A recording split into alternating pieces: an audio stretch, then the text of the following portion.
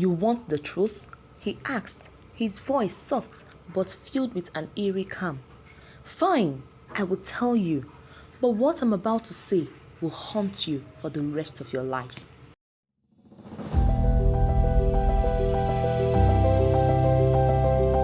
The village of Ubaha had been thrown into chaos after Nduka's chilling confession. The once respected meat seller had been exposed as the source of their misfortunes, and his malevolent laughter echoed in their minds long after he had been dragged away. The elder convened that night, deciding to interrogate Nduka further to uncover the full extent of his evil. Nduka was brought to the village square, tied to a wooden post under the watchful eyes of the villagers.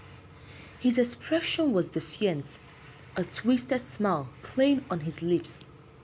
Amako stood among the crowd, his heart heavy with the weight of what he had witnessed.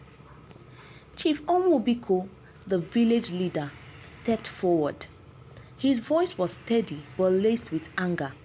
Nduka, you have confessed to cursing this village. You have admitted to bringing death, suffering, and despair to your people. But why? Why would you commit such atrocities against your own king? For the first time, his eyes flickered with something unrecognizable.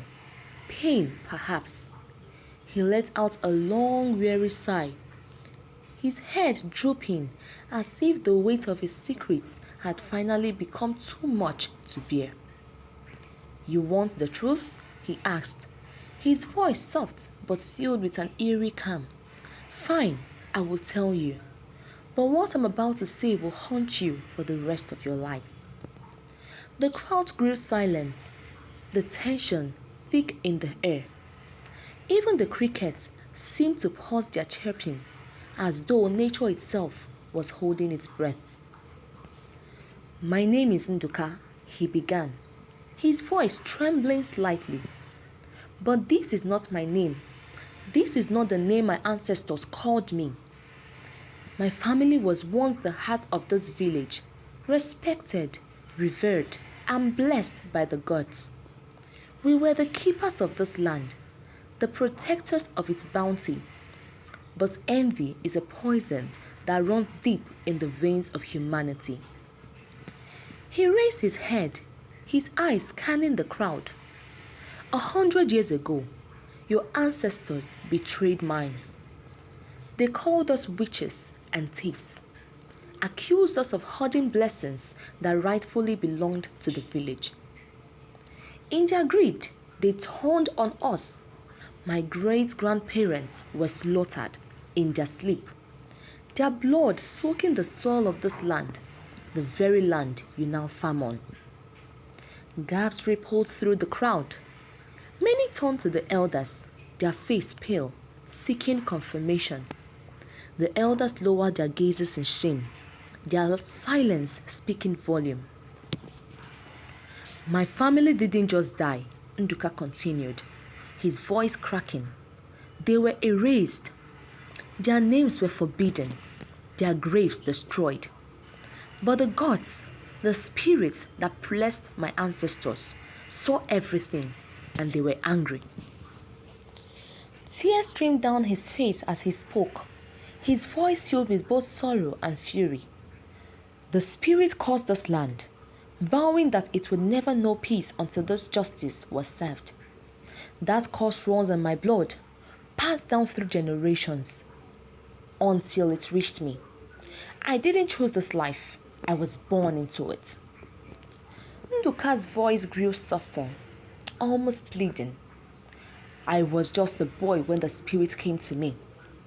They showed me visions of the slaughter, of my ancestors' screams. They told me I had to make a choice, continue the cycle of vengeance, or let my family's pain be forgotten forever. I tried to resist, but the curse, it consumes you. It whispers in your ears, it gnaws at your soul. The wound on my leg, do you think I want this? Do you think I enjoy the pain? He looked directly at Amako, his eyes brimming with tears. You think I'm a monster, don't you? But tell me, what would you have done in my place? Would you have watched your family's legacy fade into nothing? Would you have let their cries go unanswered? The villagers watched in stern silence, many of them now weeping.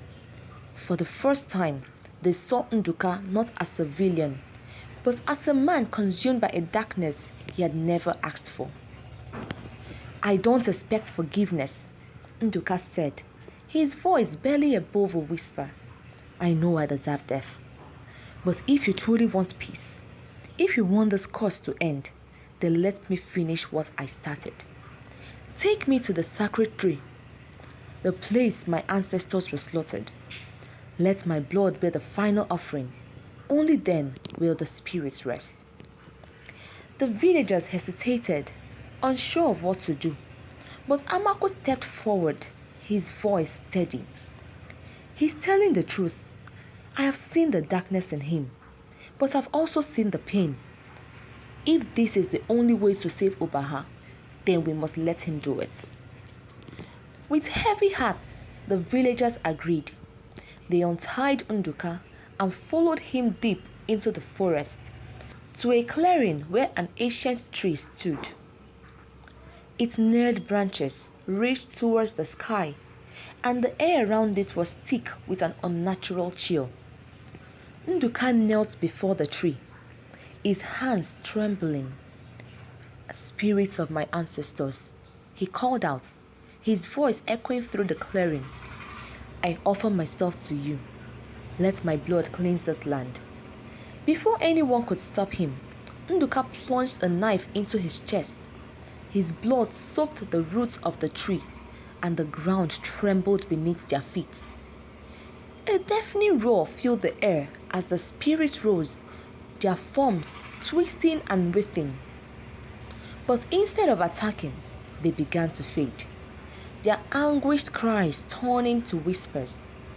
The curse that had plagued the village for generations was lifted. The air grew warm, and the once blighted land began to bloom with life.